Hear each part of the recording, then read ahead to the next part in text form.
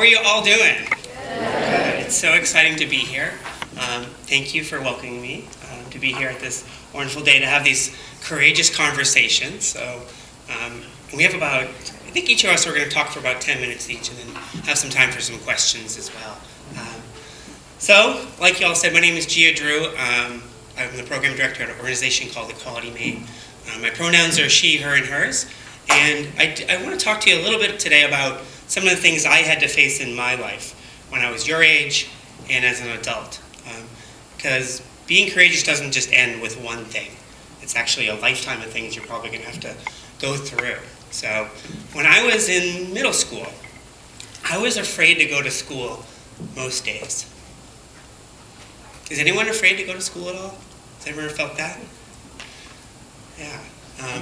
I was afraid because I thought people would find out my secrets.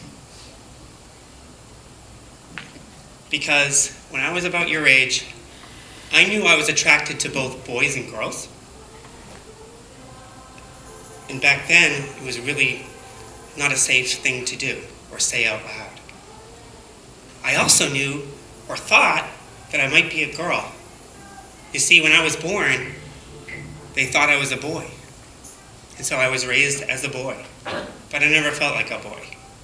And so when I was in middle school, I was afraid that kids would tease me if they found out.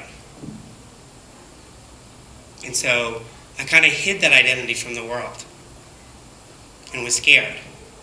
And the few times that I tried to show a little bit of myself to the world, to be more like the girl that I am, I got teased and I got bullied very quickly, often violently. And so I hid that part of myself, a part that I should be very proud of and excited about, but I wasn't. I hid that deep inside of me and kept that from the world. I kept that from my family, I kept that from my friends and everyone around me. And I kind of hid that by doing other things. So I got involved with all sorts of other things like sports and leadership. In fact, by the time I got to high school, I was like overcompensating. Do you know what that word means, overcompensating? It's when you kind of do something to counteract something else. And so when I was in high school, I became like this incredible jock, if you can believe it. In fact, I became the captain of my high school football team. You're nodding your head, like, what? Yeah.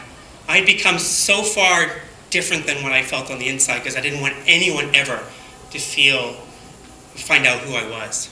But I remember one day, I'm going to share two stories with you really quickly about some moments that really affected my life. So I was a senior in high school. It was Valentine's Day. And I don't know if you do anything here at Halldale Middle School, but when I was in school, we used to send each other carnations on Valentine's Day. And I was a senior, and I was this big, like, jock guy in school, and someone had sent me a flower on Valentine's Day, and it was really sweet. And I said, maybe I should just wear that flower on my shirt that day. And so I took the flower and I pinned it to my shirt, thinking no one would really notice. And it's really hard because you have to picture me as like this sort of guy wearing like a guy shirt and jeans and sneakers. And I took this pink flower and I pinned it to my shirt. And I went to my classes and nothing really happened right away. But then I went to lunch and I walked down into the cafeteria. And a group of my like guy friends, were gathering, and one of them looked up at me, and his name was Tony. And he like called out to me and made fun of me and said, I'm not going to swear, but he said, what the F do you think you're doing, you faggot? And he pointed at me in front of hundreds of other of my friends in the cafeteria at my high school. And then he reached and he grabbed for the flower off my shirt and ripped it. And in doing so, he ripped open my shirt, exposing my chest and my heart, which was breaking at the same time. And guess what I did? You can guess.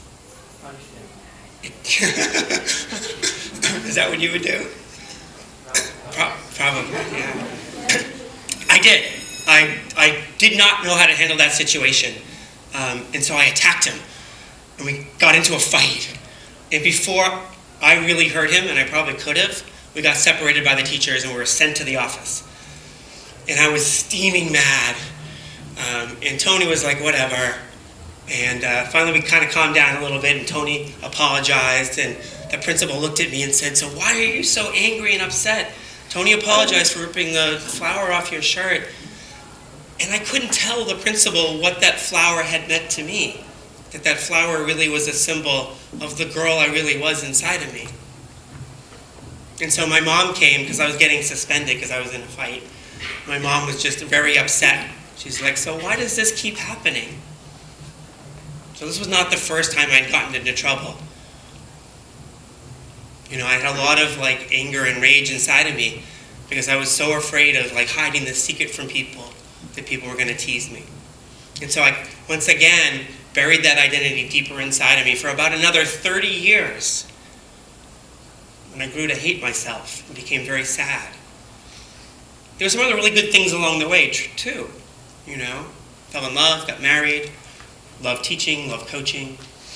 But about 7 years ago, I decided I couldn't live two different lives. I was hiding myself from the world. I was pretending to be a guy. And so over a matter of months at the school I was teaching here in Maine, I went from Mr. Drew to Miss Drew in the classroom. And on the track, I went from Coach Drew to Coach Drew, which is a little different. But I didn't know at the time that I'd become one of the first out transgender teachers in the state and one of the first transgender coaches in the country. I am competitive, but I didn't do it to be first. I just wanted to be me. So why is it so hard for us to be ourselves? You know, it took me about 43 years to finally say, hey, this is who I am. I'm a bisexual transgender woman. What's so wrong with that? And so I remember that first day I went to school as me, finally. I'd been teaching at this school for about 8 years. And I finally made that decision. Hey, this is the day I'm going to go to school and start to tell people, this is who I am. And I was going to dress differently, too. I was going to dress more the way I wanted to, like the woman I am. But I didn't tell a lot of people either when I did that. So I remember that morning, it was a January morning, it was wicked cold, and I had to get to school early to supervise kids in the cafeteria. And I got to the school and I sat in my pickup truck, and I held on to the steering wheel, even though I'd already parked. And I was trying to figure out, could I actually open the door and go to school now as me? And I was terrified. Here I was, a 43-year-old adult, and I was terrified about going to work. And so 7 became 7:05, became 7:10, became 7:15. And around 7:20, I have to do this. This is my life. And I finally kind of okay, turned off the car, opened the door, and walked across the parking lot into the cafeteria where kids were hanging out before school. And I took off my coat, put my bag down, and kind of peeked up to see if anyone was looking, you know. And most of the kids were just texting each other and copying each other's homework, and so they didn't really notice me. And I'm like, okay, that's cool. And then I walked over to the doorway where there were a couple other teachers who I'd been friends with, and they noticed that I was different, because I was dressed very different. And they kind of looked at me, but they didn't say anything really bad. They just kind of talked about the weather and the snow we were having. And I'm like, okay. And then I looked out into the hallway, and there was another group of about 60 or 80 kids hanging out waiting for the bell to ring for the start of school. And I noticed this one girl I had the semester before look at me. And she was a tough girl, you know, and she had a lot of power on campus. Smart, but also I knew she could make my life a living hell. But I noticed she noticed me, and she saw the difference in me and my appearance. And then I saw her whispering to her friends. I'm like, what is she saying? You know? And then they started walking towards me. And I had a flashback to high school. Were they going to laugh at me, just like I was laughed at and attacked when I was in high school? And my heart started to pound. And I got nervous, and there was nowhere to go. And her and her friends kind of stopped right in front of me. And then Erin, was her name, stopped and kind of looked at me, looked at my outfit, and then she smiled at me. She said, I like your boots. They're cute. and walked away. And so on that cold January morning about 6 years ago, years of fear about who I was as a person began to melt away because of a few brave and courageous kind words from one of my students. So if anything you take away today, small acts of kindness can make huge differences in people's lives. But doing that takes courage. So thank you very much. Hi, I'm Savannah. I'm 17 years old, and as Gia said, I go to school at Gardner Area High School. So my freshman year, it was very weird. Your freshman year is going to be weird, just a forewarning. But mine was even more weird because I thought to myself, I was like, what if I'm not straight? Because I feel like everybody hits that point where they just say, what's going on inside my head? And so that was my point, and I had a lot of internal homophobia, and that made everything really difficult because I said, well, I can't be gay because that's bad. It's a bad thing to do. Nobody's gay. We had, I think, 2 openly gay people at my school, and one of them was a trans guy. And so that was very scary. I didn't know how my friends would react. I didn't know how my peers would react, and I was also scared about how my teachers would react. But I was lucky enough to have a great group of friends who, when I told them that I was gay, they sort of said, okay, do you want to go get pizza, or are we not doing that? And so they were really amazing for doing that, and to this day they've supported me with their entire being. And my school, it was an interesting reaction. People just started assuming I was gay because, like, no boys hit on me. So everybody was like, oh yeah, don't worry about her, she's gay. And it wasn't in a bad way, it was just a common fact.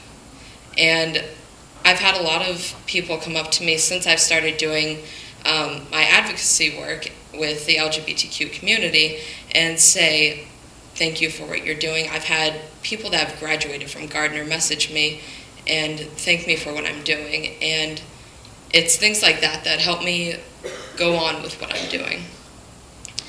But anyways, I'll talk a bit more about my coming out, but I wanted to lay that out there first. So I remember my first time talking about specifically gay women. I was with my friend in 5th grade at her house.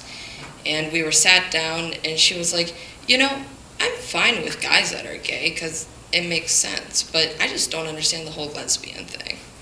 And I sat with her, and I was like, yeah, me either. That's weird. And we had a discussion, a very homophobic discussion to this day that I regret. And so that made it a bit more difficult for me to come to terms with who I am. And so 6th grade came around, another awkward year. Oh my God. Middle school. Oh. And so I overcompensated, and I actually don't do this. I dated 8 or 9 guys within my 6th grade year, and most of them were like for a week at a time. Don't do it. It makes everything like so weird. But anyways, I did that to sort of prove to myself, you're straight. You are so straight. Like, look at you getting all these guys. Oh, that was miserable.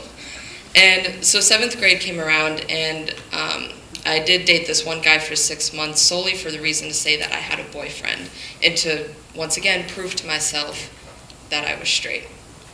And to think that I wasn't was such a devastating thing, so that's why it took until the end of my freshman year to even think about it. So that was, I think, the toughest years for me, and I've been very lucky with my school district. They've been so accepting, and since I've restarted my GSTA, Gay Straight Trans Alliance, they've been so supportive. We've gotten a lot of stuff done, and I really just want to point out that teachers can make a world of a difference. because I know that I have safe teachers that I can go and talk to about anything, and they support me 100%. So I'm going to leave it there. I know this was quick, but I didn't want to bore you. So yeah, be kind to one another, as Ellen says, and don't be afraid to be yourself. Good morning, everyone. My name is Suzanne MacArthur, and for 32 years I was a high school English teacher, and I am probably the oldest person in this room, so my history goes back quite a ways. And I wanted to share with you, I will identify myself. I am what is known as a straight ally. So when I was in the 7th grade, I went to, it was so long ago, they called them junior highs, and I was this scrawny little kid who probably weighed about 100 pounds, and I had braces, and I wasn't a jock, so I didn't have that going. And I had a wonderful older brother who was the golden child. And so I didn't know where I fit in and all that other stuff. In my school, we had this strange tradition. And being in middle school, I was just trying to fit in. Some of the girls could be really mean, like Mean Girls TV shows and movies and stuff, and they decided they were like, had radar. Who are we going to pick on next to make feel really awful? So I was just trying to go under the radar and be, like, don't pick on me. But I did have this older brother who might have stood up for me, maybe not. So on Thursdays at my school, I don't know if you have any weird, strange traditions. Who starts them? Who puts them, forth and keeps them going? Thursdays in my school, if you wore green and yellow together, which is sometimes not a very good fashion choice, you were called queer. And so I wasn't even sure what the heck that meant. But boy, if you forgot and wore green and yellow, your day was miserable. Everybody was like prowling the halls looking for somebody. Oh, I think that's green and yellow, and so we picked on each other. I just knew that was like about the worst thing that could happen. And when I went to high school, I didn't know anybody who was out. When I went to college, we started speculating about who might be gay. But I seemed to live in this bubble of not knowing. And I went to school in junior high and high school before a lot of the civil rights movement, before Stonewall, which was the beginning of the lesbian, gay, bisexual, transgender, queer, questioning the LGBTQ a world really started to come forward and be who they authentically were and that kind of thing. So then, several years later, I became a teacher, and I was an English teacher, and we'd had great discussions in my class. Of course, they were great. I had my kids write right from the very first day of school, tell me about yourself. And I wrote letters to them telling them about myself. And because I had a class where most things were discussed, I'm pretty comfortable talking about everything and nothing. I had kids who would ask to speak to me after class. And Miss MacArthur, are you going to be here after school today? Could we talk? And I'd say, oh yeah. And so the students would sort of like come into my class, check out, see if anybody else was there, go out in the hallway, look up and down the hallway to see if anybody might be coming. And then they'd sit down and like twirl hair or fiddle with something, maybe make origami things, just to keep from fidgeting. And they would say, and this happened several times over years, I think I'm gay. And for most of them, when they would say this, to me, it almost felt like they were saying the worst part, like I have cancer, or I'm going to die tomorrow, or something like that.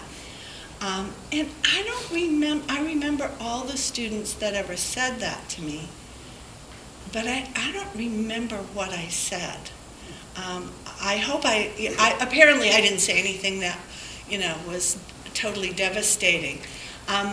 There's a great skit that I've seen perform when people come out to you, like all the things not to say. And I could even read some of them if we have time later on.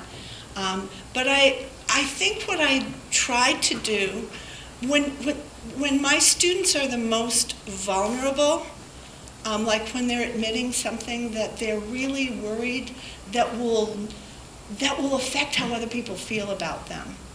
And I think they often talk to me because they were rehearsing for telling somebody even closer to them, their parents, their best friends.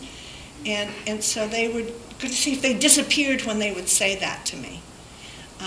And I must have said something like, "Oh, wow, I'm really, really honored that you would share that with me. How are you doing with that? Do other people know? Are you comfortable with other people?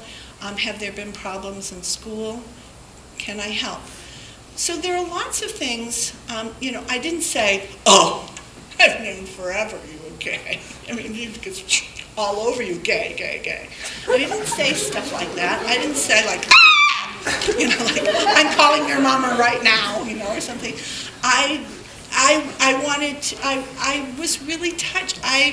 That people would, I had kids share things with me in their writing or after school that humbled me. And I have kids of my own. When I found out what kids would tell their teachers in English classes, I went right home that night and started being a really better mother. So my kids would have really good things to say about me to their teacher. But anyway, and now I have 2 grandchildren. They're almost 12 and 13 and a half. Molly, my granddaughter, is in middle school. My grandkids have probably 4 or 5 really good friends who have 2 moms. They have friends who have siblings who are transgender and who have transitioned during elementary school. Some going from being perceived as one gender in 2nd grade and in the same school, going back after summer vacation and having a new name and new pronouns and new ways to express their gender. Almost like Gia coming to school with her cute boots. Over the years, I've had a student come and talk to me after a class discussion, saying that she needed to speak to me, and she said, "I'm afraid to have my friends come home. My mother divorced my father and now is living with this woman that I'm supposed to call mom, and that's just too weird, and my life is falling apart." And I don't remember what I said to her, but 15 years later, I met her mother, and her mother said, "You're that Mrs. MacArthur?" Oh, and hugged me and said, "The day that my daughter came home from talking to you, things changed."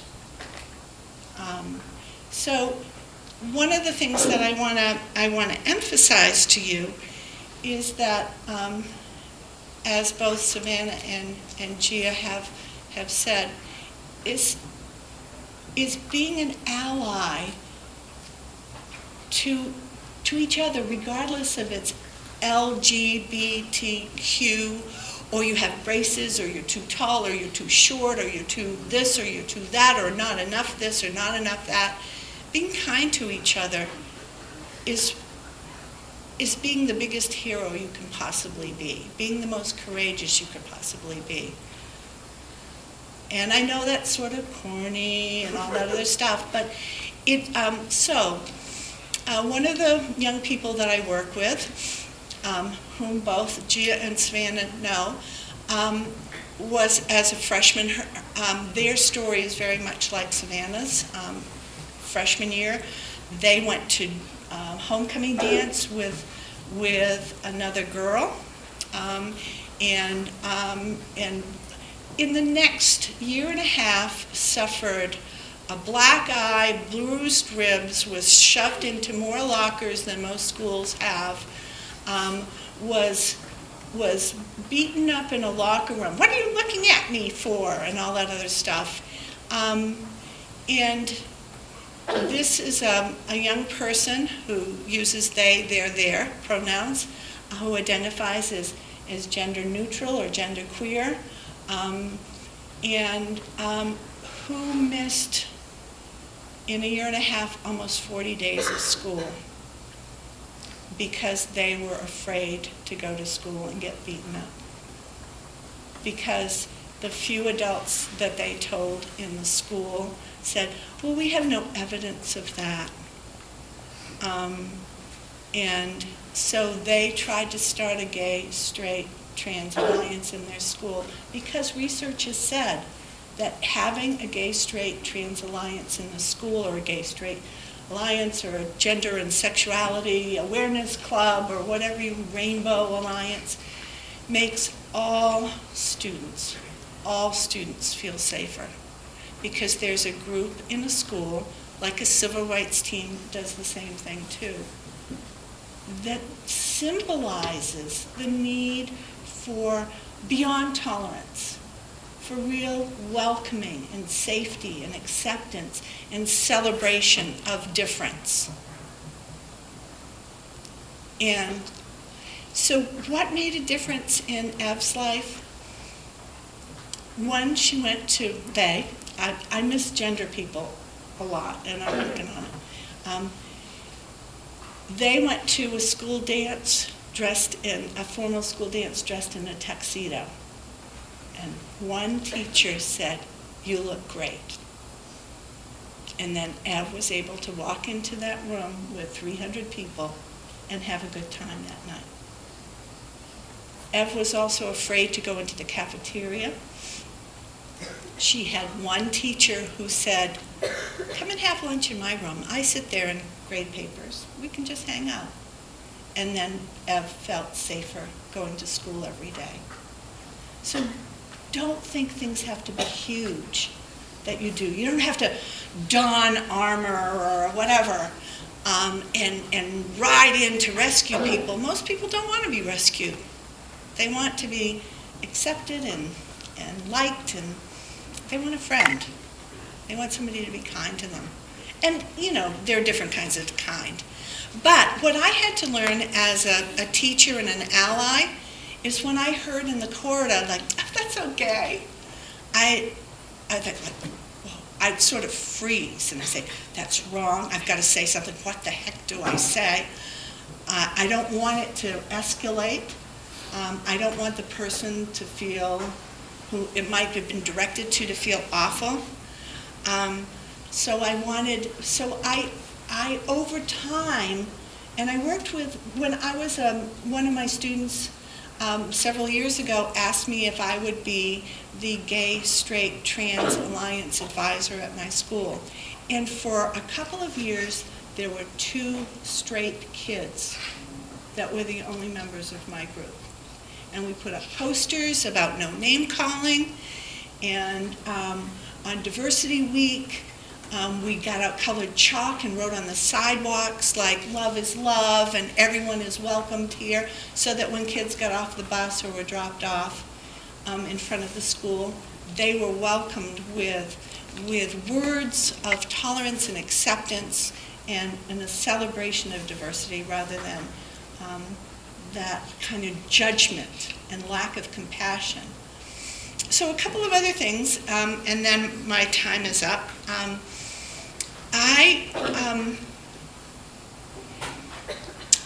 I think that, does that mean? Okay. So I will just say, learn what you can about what it means to be an L, a G, a B, a T, a Q. Read some young adult books. Ask your librarian about it.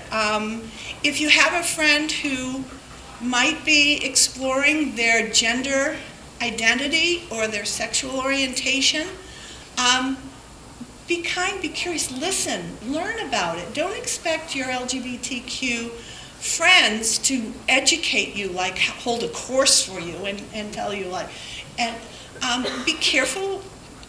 Would you ask a non-LGBT person a specific question, like something that was really private? So respect people's boundaries, but above all, be kind. And if you see or if you hear anti-LGBT behavior or language, speak up.